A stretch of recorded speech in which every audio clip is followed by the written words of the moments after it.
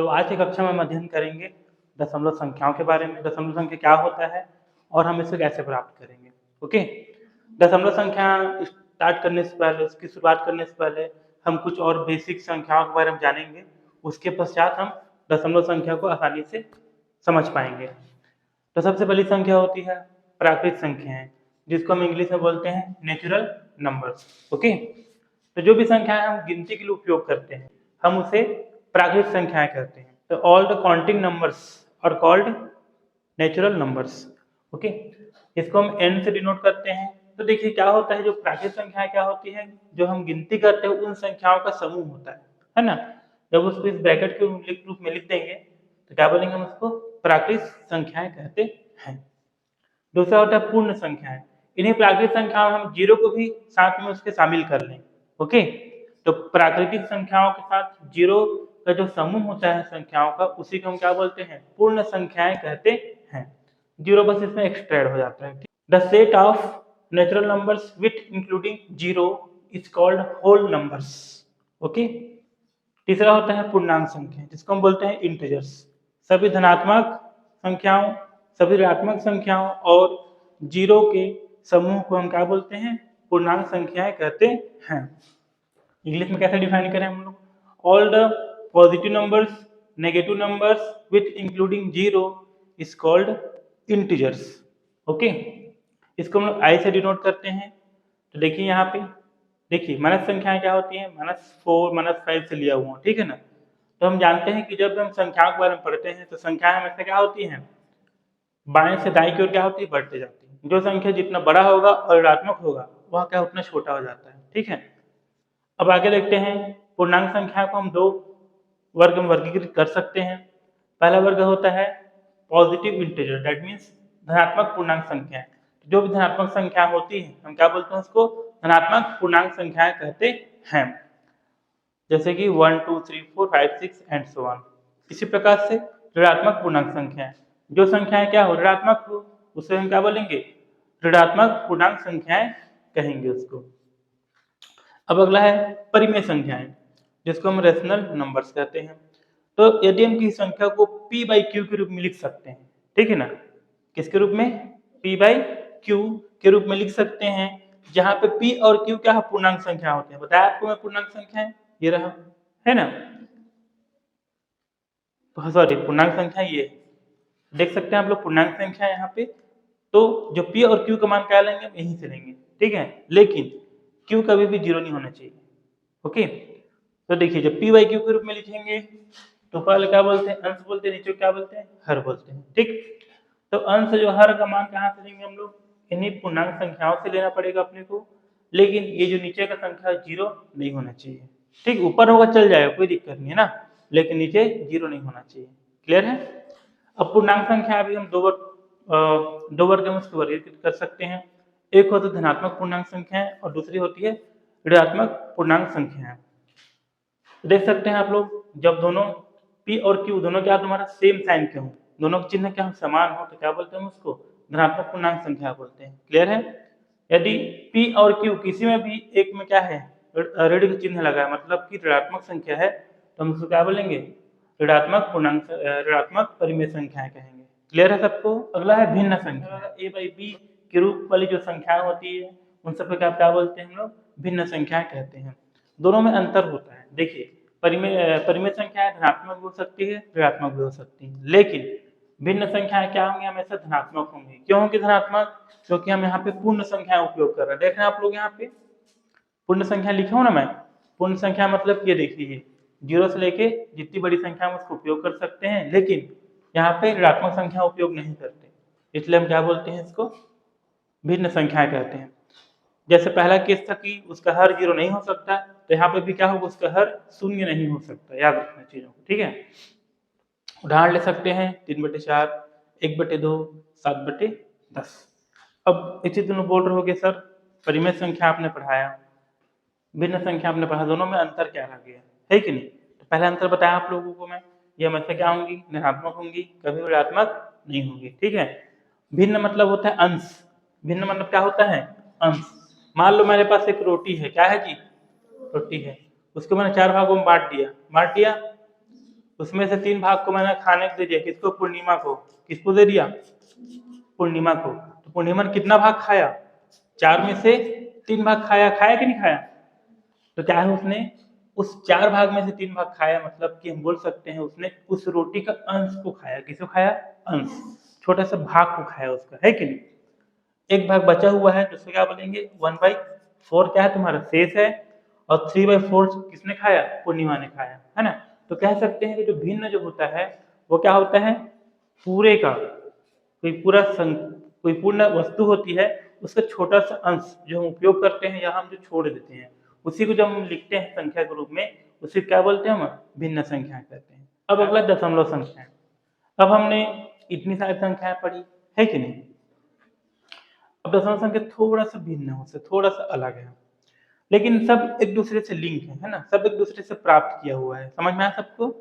हमने शुरू से लेकर लास्ट तक पढ़ा, हमने देखा कि जब परिमेय संख्या बनाया तो पूर्णांक संख्या का उपयोग किया, जब भिन्न संख्या बनाया तो हमने पूर्ण संख्याओं को उपयोग किया यहाँ पे, है कि नहीं? अब यहाँ पे जो दशमलव संख्या है ये भी क्या होता है? इन संख्याओं से प्राप्त होता है। देखो कैसे हमने सोचते हैं कि हमने जब लिखा था परिमेय संख्या तो देख सकते हैं इसमें अंश और हर दोनों वहां पे, है कि नहीं? तो हम क्या कर सकते हैं? अंश को हर से भाग दे सकते हैं। चलो उदाहरण ले लेता हूँ, मान लो, ठीक है ना? यदि मान लो मेरे पास 5 है और नीचे कितना है? 2 है। कितना है? 5/2। ये क्या है? अंश है और ये क्या है? हर। लिख देता हूं मैं, ये क्या है आपका? अंश है और ये क्या है आपका? हर है। तो जब हम अंश को भाग देते हैं किससे? हर से, है कि नहीं? तो देखना कभी कभी पूरा भाग चले जाता है, जाता है नहीं जाता? और कभी कभी भाग नहीं जाता। देखते हैं कैसे। 2 दूनी कितना हो गया? 4 हो गया आपका, है ना? घटा देंगे तो कितना बच गया? 1 बच गया। अब देखिए यहाँ पे कुछ ना कुछ बचा कि नहीं बचा? आपको तो भाग कंप्लीट करना है, भाग देना है अपने को आगे, तो क्या करेंगे? हम यहाँ पे एक दशमलव लगा देंगे, ठीक है? फिर यहाँ पे 0 लगा देंगे, तो 2 5 6 10, ये आपका आ गया 0। तो देखो इस प्रकार से हमने क्या किया? भाग किया। तो एक जो संख्या है ये संख्या से पूर्ण भाग चली जाती है ना कभी कभी, और कभी कभी पूर्ण भाग नहीं जाती। जब पूर्ण भाग नहीं जाती तो उस संख्या को हम लोग किस में निरूपित करते हैं? दशमलव के रूप में निरूपित करते हैं। तो इन्हीं संख्याओं को हम क्या बोलते हैं? दशमलव संख्या कहते हैं। क्लियर है? दूसरे यदि हम उसको भिन्न के रूप में परिभाषित करेंगे तो ऐसे भिन्न जिसका हर क्या हो? 10 या 10 का गुणज हो, उसको हम लोग क्या बोलते हैं? दशमलव संख्याएं कहते हैं। बात समझ में आया? तो देख सकते हैं आप लोग 3/10 लिखा कि नहीं लिखा? 25/10 315 बटे कितना है? 1000 है। 1000 मतलब क्या है? 10 का गुणज है वो। 10 को 3 बार गुणा करेंगे कितना जाएगा आपका? 1000 आ जाएगा। तो बोल सकते हैं हम लोग ऐसी भिन्न जो जिसका हर क्या हो? 10 या उसका गुणज हो, तो हम उसको दशमलव संख्याएं कहते हैं। अब हमने दशमलव संख्याएं पढ़ा कि किस प्रकार से हम लोग परिमेय संख्याओं को, भिन्न संख्याओं को हम निरूपित कर सकते हैं। किसके रूप में? दशमलव के रूप में, ठीक है ना? जब इनका हम निरूपण दशमलव के रूप में करते हैं तो इन संख्याओं को हम क्या बोलते हैं? दशमलव संख्याएं कहते हैं, ठीक है? एक लेने परिभाषा, यदि हम परिमेय संख्याओं को या भिन्न संख्याओं को दशमलव के रूप में निरूपित कर लेते हैं तो ऐसी दशमलव संख्याओं को ही हम तो ऐसी संख्याओं को ही हम दशमलव संख्या कहते हैं। हम पॉइंट लगाते हैं, दशमलव लगाते हैं, यही हमको बताता है कि यह दशमलव संख्या है। तो आगे हम देखेंगे दशमलव संख्याओं के प्रकार, कि हम जो परिमेय संख्या को जब निरूपित करते हैं दशमलव संख्या के रूप में तो वह कितने प्रकार से हम उसको निरूपित कर सकते हैं। तो हम पढ़ेंगे दशमलव संख्याओं के प्रकार। तो पहला प्रकार होता है शांत दशमलव, जिसको हम बोलते हैं टर्मिनेटिंग डेसिमल्स। ओके, तो किस संख्या को हम बोलेंगे शांत दशमलव? देखिए ध्यान से, देखिए जब भाग की क्रिया क्या होती है? कुछ पद में पूरी हो जाती है, दैट मीन्स उसका शेषफल क्या होता है? शून्य हो जाता है, ठीक है? तो इस प्रकार संख्या के निरूपण को ही क्या बोलते हैं? हम शांत दशमलव कहते हैं। देखो कैसे, देखिए 10 है कि 10 में से क्या कर 4 को भाग दे रहा हूँ, ठीक है ना? चलिए भाग करके देखते हैं। तो 4 दूनी कितना होगा जी? 8। कितना बचेगा? 2। अब देखिए 2 क्या है? 4 से छोटा है, आगे नहीं बढ़ पाएंगे, तो क्या लगाएंगे यहाँ पे? दशमलव लगा देंगे, ठीक है? जैसे दशमलव लगाए यहाँ पे क्या लगा लेंगे? शून्य लगा लेंगे। तो 4 का पहाड़ा पढ़ो जिसमें 20 आ जाए, कितने बार में आया? 20, 5 बार में ना। तो देखिए 0 हुआ कि नहीं हुआ यहाँ पे? तो जब ऐसे हम भाग करते हैं जो हमको दशमलव संख्या मिलती है उसको हम क्या बोलते हैं जी? शांत दशमलव बोलते हैं। क्या बोलते हैं हम इसको? शांत दशमलव। चलिए इसको देख लेते हैं। तो 37 और यहाँ पे कितना है 5। देखिए 37 है तो 5 सत्ते कितना होता है 35 हो जाता है कि नहीं। घटा दिए अपन, क्या बचा 2, फिर दशमलव लगा देंगे यहाँ पे, तो फिर 0 लगा लेंगे, तो 5 चौक कितना हो जाएगा 20। तो फिर 0 हुआ कि नहीं हुआ, तो ये भी क्या है आपका शांत दशमलव है ना। इसी प्रकार इसको भाग कर लेते हैं, 413 को किससे भाग करेंगे 10 के साथ भाग करेंगे है ना।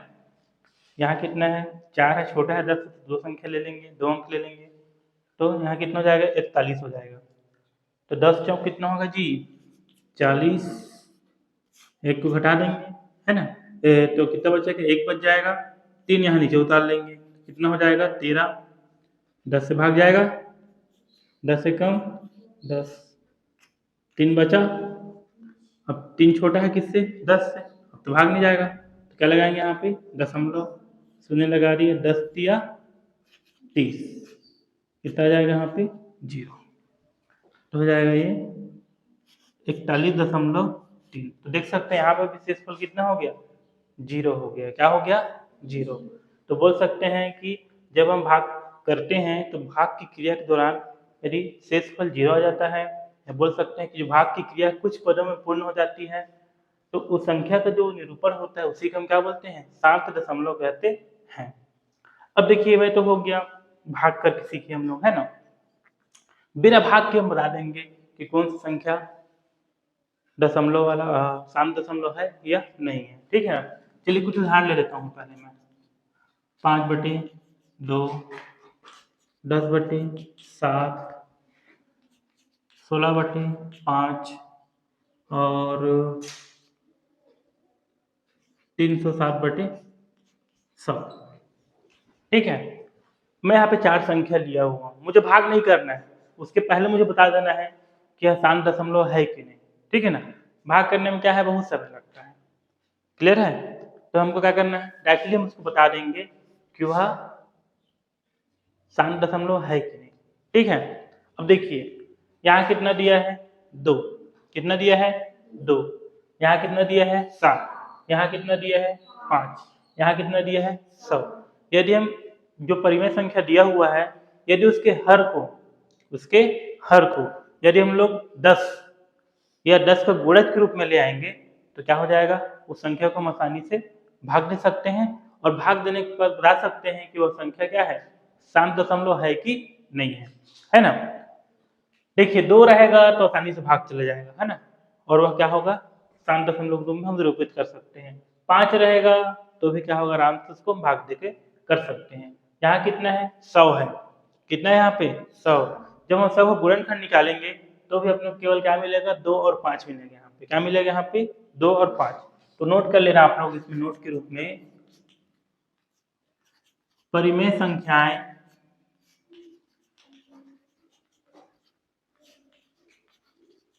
जिनके हर में किसमें हर में 2 व 5 अभाज्य संख्याएं होती हैं उस संख्या का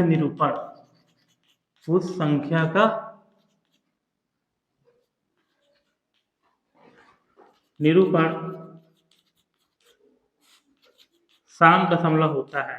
क्या होता है शांत दशमलव होता है। देखिए कैसे, अब यहाँ दिया है 5/2 है कि नहीं। अब हम क्या करेंगे, जैसे 2 दिया रहेगा तो 5 से ऊपर नीचे गुणा कर रहे हैं, किससे गुणा करेंगे 5 से। चलिए करिए, 5 यहाँ भी किए तो 5 यहाँ से किए, 5 5 6 25, 5 दूनी 10, ठीक है। अब देखिए कितना जीरो है जो नीचे में 1 जीरो, तो अपन क्या करेंगे ऊपर से इकाई की ओर से ना एक संख्या गिन के दशमलव लगा देंगे आगे में, ठीक है। देखो कैसे, कितना जीरो 1 जीरो है ना, तो इकाई से एक अंक गिन लेना है आपको, 1 हो गया, और 1 के बदले क्या लगा देंगे दशमलव लगा देंगे, क्लियर है। चलिए अगला देखते हैं 16/5। अब देखिए 16/5 हम ले तो लिए हैं है ना, मैं क्या बोला हूँ उसको 10 के गुणज में लेके आना, किसको उसके हर को। ठीक है, अब देखिए 5 है तो 5 के पहाड़ा में 10 आता है कि नहीं आता? कितने बार में आता है? 2 बार। क्या करेंगे? 2 से गुणा कर देंगे। किससे गुणा करेंगे? 2 से। 16 दूनी कितना हो जाएगा? 32। 5 दूनी कितना हो जाएगा? 10। तो जब हम इसको करेंगे रिपीट किससे? दशमलव के रूप में, तो देखो ध्यान से यहाँ कितना जीरो है जी? तो हम ऊपर से एक अंक गिन लेंगे, ठीक है ना? तो किसको गिनेंगे? 2 को गिने, एक अंक हो गया। अब 2 के आगे एक के बदले दशमलव लगा देंगे, यहाँ पे दशमलव लगा देना। आया बात समझ में कैसे करना है दशमलव? चलिए एक और प्रश्न लेते हैं। 360 बटे क्या है तुम्हारा? 100। ओके, तो देख सकते हैं ये आपको क्या पहले से किस में दिया है? 10 से गुणज के रूप में दिया हुआ है। ठीक है, मतलब इसमें 2 और 5 होगा ही होगा। चलो आगे देखते हैं। अब ये क्या है तुम्हारे? कितने जीरो हैं जिसमें? कितना जीरो हैं? तो कितना संख्या गिनेंगे ऊपर में? 2। 1 2, फिर क्या लगा देंगे यहाँ पे? दशमलव लगा देंगे। दशमलव क्यों लगा रहे हैं बताए ना आप लोग को? एक के बदले, भाई एक भी तो है, तो जितना जीरो है उसको गिनेंगे और एक के बदले क्या होगा उसके आगे लाके पॉइंट लगा देंगे, दशमलव लगा देंगे। तो इस प्रकार से हम लोग सिंपल सा प्रश्नों को देख के ही हम बता सकते हैं वो आसान दशमलव है कि नहीं है। बस उसके हर में क्या होना चाहिए? 2 होना चाहिए या 5 होना चाहिए, या 2 और 5 दोनों भी हो सकते हैं। ठीक है, अब कैसे देखो, जैसे 367 है मान लो, ठीक है ना? नीचे में दिया है मुझे 10 दिया है ना? तो 10 क्या है तुम्हारा? 2 और 5 से पूरा है कि नहीं? 2 पंच 10 होता है कि नहीं होता? होता है ना? तो देखिए शुरू में 2 था, फिर 5 था, तो हम के अपने से गुणा करके उसको 10 के रूप में लेके आए थे, लेकिन अब ऑलरेडी 10 के रूप में दिया है तो क्या होना चाहिए? 2 और 5 वहां पे होते हैं। तो फाइनली हम बोल सकते हैं इसको जो वैल्यू कितना होगा? 36.7 हो जाएगा। एक जीरो है, पीछे से पॉइंट गिनेंगे और दशमलव लगा देंगे। ठीक है, तो इस प्रकार से हम शांत दशमलव को पहचान सकते हैं। क्लियर है? अब देखिए यहाँ पे क्या दिया है? 7 दिया है। क्या दिया है जी? 7। 7 के पहाड़ा में 10 आता है क्या? 10 20 30 40 सॉरी 10 100 1000, 10 की गुणज बोला ना मैं, तो ये सब 10 10 के में आना चाहिए। 10 दम 100, 100 दम 1000। तो देख सकते हैं कि 7 के पहाड़ा में 10 नहीं आता। आता है क्या? 100 आता है क्या? नहीं। तो हम क्या कर सकते हैं? ये क्या है? शांत दशमलव नहीं है, यह शांत दशमलव नहीं है। तो दशमलव के प्रकार में हम दूसरा पढ़ेंगे, अशांत दशमलव। ओके, जिसको हम बोलते हैं नॉन टर्मिनेटिंग डेसिमल्स। क्या बोलते हैं हम इसको? Non terminating decimals. किसको बोलेंगे? परिभाषित कर लेते हैं। जब भाग की क्रिया पूरी नहीं होती है, पूरी नहीं होती है मतलब उसका शेषफल शून्य नहीं आएगा, तो संख्या की इस प्रकार के निरूपण को ही हम क्या बोलते हैं? अशांत दशमलव कहते हैं। क्या कहते हैं हम इसको? अशांत दशमलव कहलाता है या कहते हैं। देखिए मैंने कुछ उदाहरण लिया हुआ है, चलिए शुरुआत करते हैं पहले उदाहरण से। ठीक है, हम क्या करेंगे? 1 को 3 से भाग करके देखेंगे। चलिए करते हैं, 3 से भाग दीजिए। ठीक है, 1 3 से छोटा है कि बड़ा है? छोटा है, तो नहीं जाएगा। तो कितना बार लेंगे? 0 बार लेंगे। कितना बार लेंगे? 0। ठीक, तो कितना बचेगा? 1 बचेगा, या फिर शुरुआत 0 लगाएंगे। ठीक है ना? अब क्या करेंगे? यहाँ पे फिर नहीं जाएगा 1, तो दशमलव लगा देंगे, तो क्या जाएगा? यहाँ पे 0 लग जाएगा, है कि नहीं? चलिए 3 है यहाँ पे, 10 को भाग देना है अपने को, तो कितने बार में जाएगा? 3 बार में। 3 तिया 9, तो 3 तिया 9, कितना बचेगा? 1। यहाँ पे कितना बार लिए थे हम लोग? 3 बार लिए थे। लिए थे ना 3 बार? ठीक, अब देख रहे हैं कि अब देखिए दशमलव एक बार लगा लियो ना, दोबारा दशमलव नहीं लगाना है, उसको कंटिन्यू करते हैं। ठीक है ना? अब उसके 0 चाहे जितना बार चाहे उपयोग कर सकते हो। देखिए 10 फिर आ गया ना, 3 तिया कितना हो जाएगा? 9, फिर 1 बच गया, फिर 10 आ गया, फिर 3 तिया 9, फिर बाहर ये, फिर 0 लगा दो, फिर 10 हो जाए, है कि नहीं है? तो देख सकते हैं आप लोग शुरुआत किए थे 1 से, फिर वही आ जा रहा है 10 10 10 यहाँ या 10 यहाँ 10 यहाँ 10 यहाँ, आगे बढ़ते जाएंगे तो 0 नहीं होने वाला। ठीक है, तो इस प्रकार बोल सकते हैं जब हम भाग क्रिया करते हैं और पूरी नहीं होती तो हम क्या बोलते हैं? उसको अशांत दशमलव कहते हैं। तो भागफल कितना आ गया मेरा? 0.333333 अब तक जाएगा, वो रुकेगा नहीं। 20/9 20 है, 9 का पढ़ ऐसे पढ़ेंगे कि 20 से बड़ा ना हो, है ना? तो कितना है, 9 एकम 9, 9 दूनी 18। कितने बार में गया, 2 बार में, है कि नहीं, घटा दिया है। अगर 20 में 18 कितने बचेगा, 2। 2 छोटा है 9 से, भाग तो जाएगा नहीं। अब हम क्या करेंगे, दशमलव लगाएंगे। क्या लगाएंगे यहाँ पे, दशमलव, फिर यहाँ पे 0 लगा देंगे। देखो फिर 20 आ गया। 9 दूनी कितना होगा, 18, घटा दो जी, फिर 2 बच गया, फिर 0 लगा दिए, फिर 20 आ गया। फिर कितना बार जाएगा, 2 बार में, फिर घटा दिए, फिर 2 आ गया। देखो फिर आया कि नहीं आया, तो बोल सकते हैं यहाँ पे क्या हो रहा है, वह 0 नहीं हो पा रहा, तो क्या बोलेंगे हम इसको, अशांत दशमलव बोलेंगे, और यह चलते रहेगा। उदाहरण समझे, एक और देख लेते हैं, इसको लिख के रखे हम। चलिए 2 है, हम क्या करेंगे, इसको 11 से भाग दे देंगे, है ना। अब देखिए यहाँ पे कितना है, 2 है, तो शुरू में 0 लेते हैं, है ना, 2 ले लिए, फिर दशमलव लगा देना यहाँ पे, कितना जाएगा यहाँ पे, 20 हो जाएगा, होगा कि नहीं होगा, ठीक। अब देखिए 11 है, यहाँ पे क्या है, 20 है, तो 11 का पढ़ा ऐसे पढ़ेंगे कि 20 से बड़ा ना हो, तो 11 एकम 11, 11 दूनी कितना होगा, 22, 22 क्या बड़ा हो जा रहा है ना, उसको नहीं ले पाएंगे हम लोग, तो क्या लेंगे यहाँ पे, एक बार ये हो गया आपका 11, 20 में 11 कितना बचेगा, 9, और यहाँ पे लगा देंगे 0, ठीक है।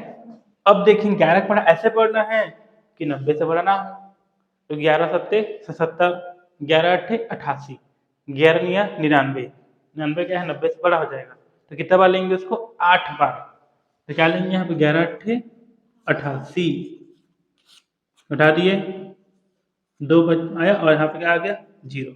देखो 20 तो यहाँ पे भी आया था, फिर 20 आ गया, आया कि नहीं आया, तो वही चीज बार बार रिपीट हो रहा है कि नहीं हो रहा है इन प्रश्नों में।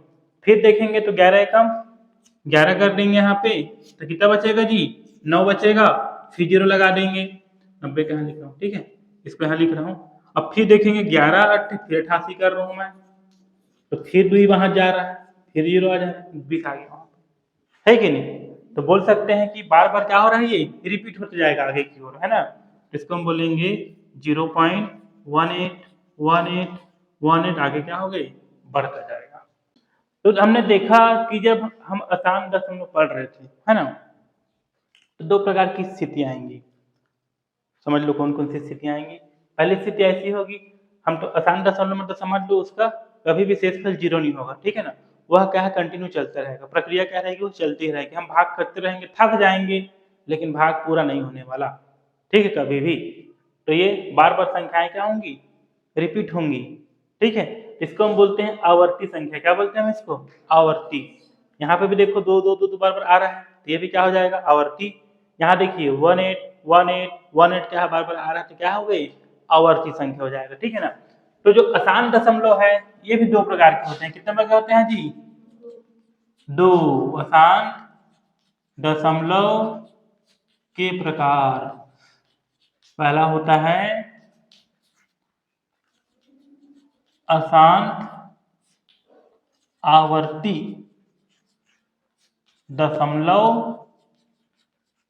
दशमलव संख्याएं, ठीक है। इसको बोलते हैं हम लोग non terminating repeating decimals, okay. उदाहरण ले सकते हैं हम इसका, देखो अभी दिखाया आप लोगों को मैं, ये है ना 0.3333, 0.3333 and so on, 2.222222 and so on, 0.181818 and so on, ठीक है ना। अब देखेंगे ध्यान से, हम कैसे पहचान पाएंगे कि वह आसान दशमलव जो आवर्ती है कि अनावर्ती है, ठीक है। यहाँ पे क्या आ जाएगा, कौन सी संख्या बार बार दोहराया जा रहा है, यहाँ पे 3, देखो ध्यान से 3 बार बार आ रहा है कि नहीं आ रहा है, तो हम क्या करेंगे, जो भी संख्या बार बार दोहराया जाएगा उसके ऊपर एक बार लगा देंगे, क्या लगा देंगे, बार। इसको बोलते हैं आवर्ती के चिन्ह बोलते हैं, हम क्या बोलते हैं इसको, आवर्ती का चिन्ह। इसी प्रकार देखेंगे यहाँ पे, तो 2 है, 2 को लिख देंगे। अब देखिए दशमलव की बात क्या है, 2 बार बार रिपीट हो रहा है कि नहीं हो रहा, तो क्या करोगे, 2 के ऊपर फिर से बार लगा देना, ठीक है। तो कहने का मतलब ये है कि हम उसको छोटे रूप में लिख रहे हैं, है ना। यहाँ कितना है, 0 दशमलव, अब देखिए यहाँ पे 2 संख्या रिपीट हो रहा है कि नहीं हो रहा है, 18 फिर 18 फिर 18, तो यहाँ पे कितने संख्या हो रही है, 2 संख्या रिपीट हो रही है, तो क्या लिखेंगे 0.1818, 1 8 के ऊपर क्या लगा लेंगे, दोनों संख्या के ऊपर इस बार हम बार लगा देंगे, ठीक है। तो ये हमारा आवर्ती का चिन्ह होता है। तो इस संख्याओं को हम क्या बोलते हैं, परिमेय संख्याएं। दूसरा होता है अशांत अनावर्ती दशमलव संख्याएं।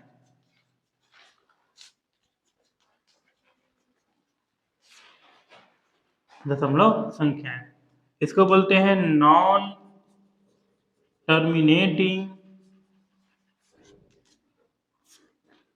नॉन रिपीटिंग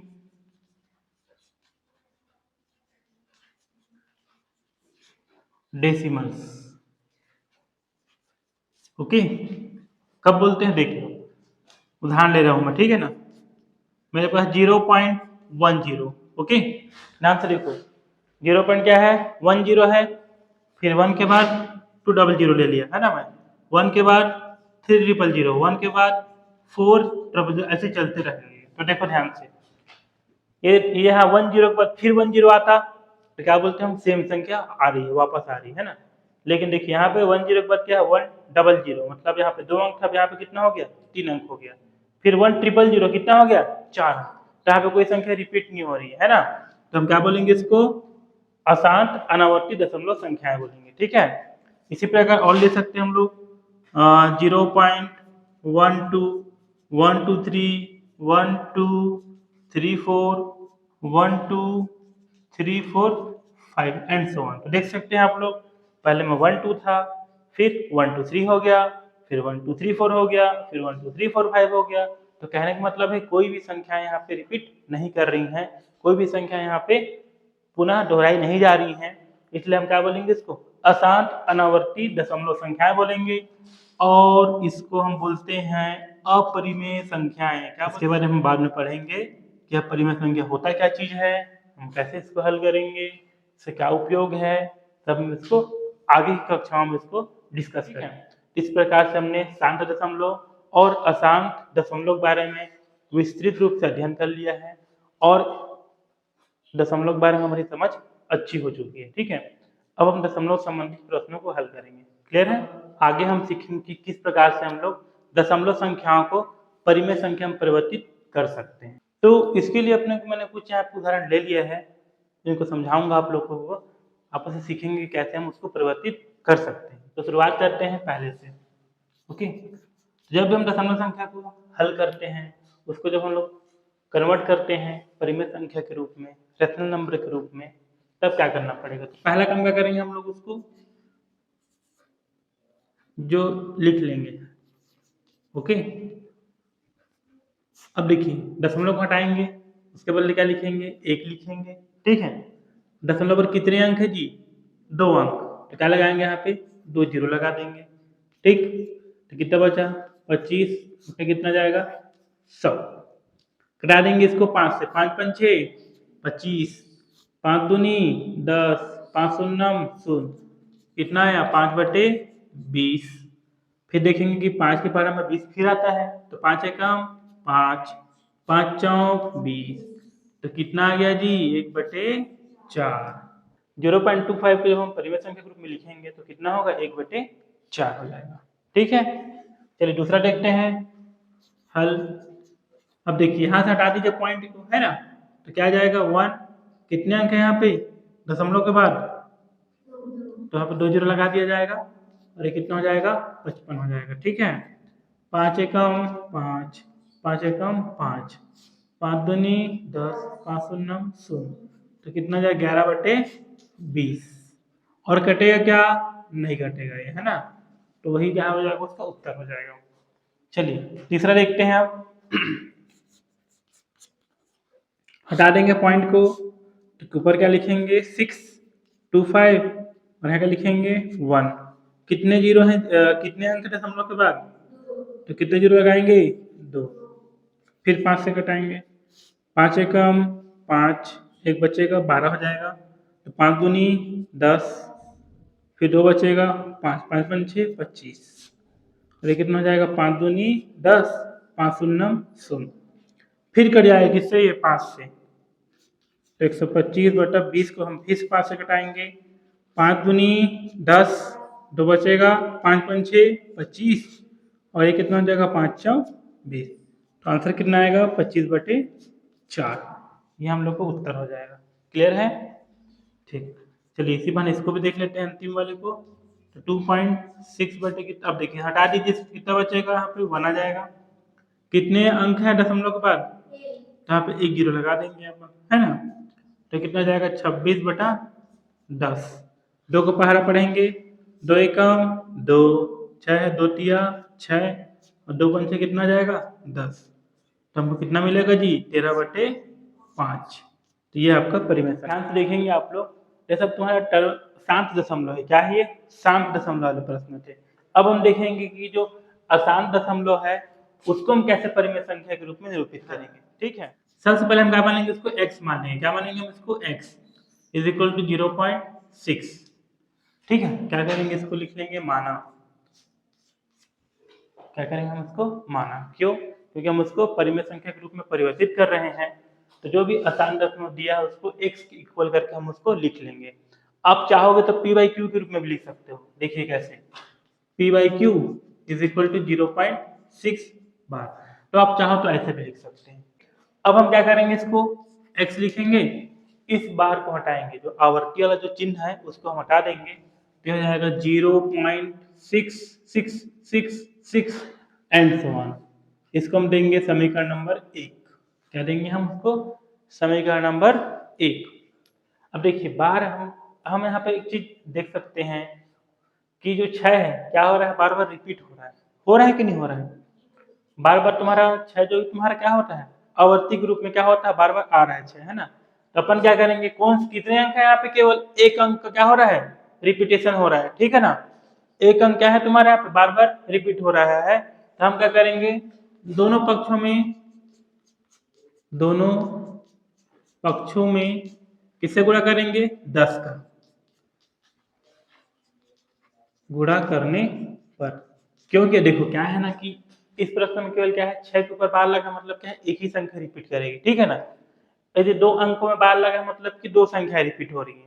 तो यहाँ पे देख सकते हैं एक ही संख्या रिपीट हो रही है, तो क्या करेंगे हम उसमें 10 से गुणा कर देंगे। ठीक है ना, 2 संख्या रिपीट होंगी तो 100 से गुणा करेंगे।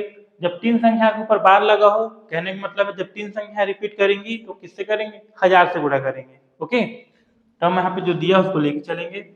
एक संख्या बार लगा मतलब एक ही संख्या रिपीट कर रही है, तो हम इस स्थिति में क्या करेंगे, दोनों पक्ष हम 10 से गुणा कर देंगे। ठीक है, चलिए करते हैं। 10x = 10 गुणा 0.6666 एंड सो ऑन। ओके, अब देखिए जब इसमें 10 से गुणा करूंगा तो क्या होगा, पॉइंट क्या तुम्हारा शिफ्ट हो जाएगा, किधर की ओर, राइट की ओर, दाएं ओर की ओर। ठीक है, चलिए करते हैं। 10x = जब शिफ्ट होगा पॉइंट तो हो जाएगा 6.6666 एंड सो ऑन। इसको हम लेंगे समीकरण नंबर 2। जब भी हम किसी दशमलव संख्या को 10 से गुणा करते हैं, दशमलव क्या हो तुम्हारा, उसके दाईं ओर शिफ्ट हो जाता है एक स्थान के लिए। 10 से करेंगे तो एक स्थान दाईं ओर शिफ्ट होगा, 100 से करेंगे तो 2 स्थान दाईं की ओर शिफ्ट होगा, 1000 से करेंगे तो 3 स्थान दाईं की ओर शिफ्ट हो जाएगा। ठीक है, तब इस स्थिति में क्या है, 10 से गुणा किए तो पॉइंट यहाँ पे शिफ्ट हो गया एक अंक के बाद। अब देखिए समीकरण 2 में समीकरण 1 को घटा देंगे। समीकरण 2 में से समीकरण 1 को घटाने पर, चलिए घटाते हैं। ये कितना है, 10x है माइनस x, बाएं पक्ष को बाएं से घटाएंगे और दाएं पक्ष को दाएं से घटाएंगे। जी 6.6666 एंड सो ऑन माइनस ये कितना है 0.66666 एंड सो ऑन। ठीक है, ध्यान से देखेंगे। 10 में 1 घटाएंगे कितना बचेगा जी, 9 बचेगा, तो 9x लिखेंगे यहाँ पर। देखो यहाँ कितना है तुम्हारा, दशमलव पर 6 है, यहाँ पे दशमलव पर 6 है, सब क्या हम घट जाएंगे तो क्या हो जाएगा, पूरा 0 हो जाएगा, है ना। और 6 में से 0 बचेगा तो बचेगा यहाँ पे 6। देखिए ये सब 9 क्या है, x का गुणा में है, उसका हम पक्ष बदल देंगे तो कितना जाएगा, ये भाग में आ जाएगा, है कि नहीं। अब देखिए घटा दीजिए इसको, 3 दूनी 6 और 3 तिया कितना हो जाएगा 9, तो x का मान कितना जाएगा 2/3। अतः हम बोल सकते हैं कि जब हम 0.6 को निरूपित करेंगे परिमेय संख्या के रूप में तो क्या मिलेगा मुझे 2/3 प्राप्त होगा। आया बात समझ में। तो इस प्रकार से हम लोग दशमलव संख्याओं को हम परिमेय संख्या निरूपित करते हैं। तो अब हम अगला प्रश्न देखेंगे। इस प्रश्न देखेंगे ध्यान से। तो पहला प्रश्न 0.6 की डायरेक्टली पॉइंट के बाद जो संख्या थी उसके ऊपर बार लगा था, मतलब वह रिपीट कर रही थी, ठीक है ना। लेकिन इस स्थिति में क्या, देखो ध्यान से, दशमलव के बाद दो संख्याएं ऐसी हैं जिनके ऊपर कोई बार नहीं लगा है, मतलब ये रिपीट नहीं हो रही है, ठीक है, ये आवर्ती नहीं है। तो कौन सी आवर्ती है, अंतिम वाली संख्या। ओके, तो अपन पहले क्या करेंगे कि जो जो जिस पे बार नहीं लगा है या जो संख्या रिपीट नहीं कर रही है उसको पहले दशमलव के पहले लेके आएंगे हम लोग, ठीक है ना। उसके बाद जो रिपीट वाली संख्या उसको हल करेंगे। चलो देखो कैसे करेंगे इसको, है ना। हल सबसे पहले क्या करोगे, इसको चर कोई मान लेना, x इज इक्वल टू 0.56। इसको क्या करोगे, मान लोगे, क्या करोगे, इसको मान लोगे, ठीक है।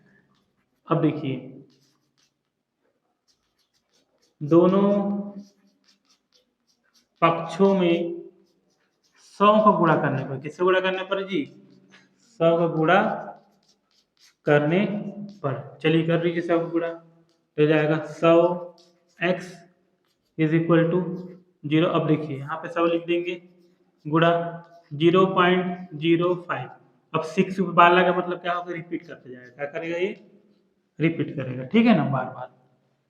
अब देखो 100 है, x है यहाँ पे, जब भी हम किसी दशमलव संख्या से गुणा करते हैं किसका, 10 से, 100 से, 1000 से, तो पॉइंट क्या होता है, शिफ्ट हो जाता है किधर की ओर, दाएं साइड, मतलब कि राइट की ओर, ठीक है।